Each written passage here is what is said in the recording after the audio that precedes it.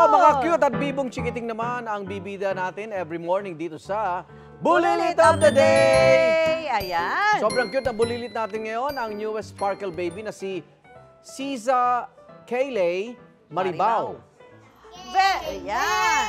Very cute siya ang kanyang mga video na like ng netizens.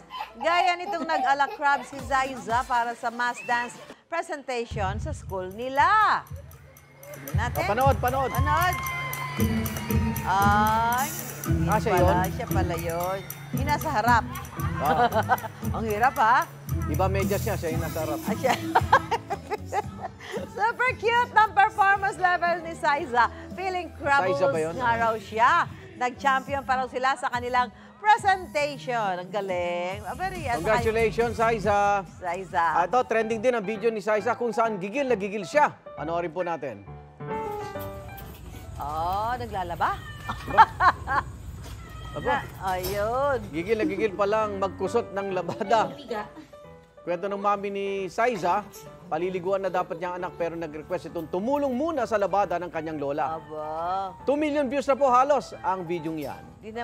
Hindi naman naglalaba, nilalagyan lang ng bula. Marami din ang bumilib kay Zaiza habang nagte-training ng taekwondo.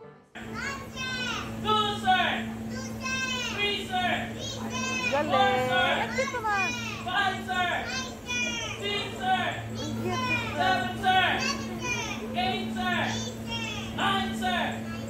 10, sir. Thank you, sir.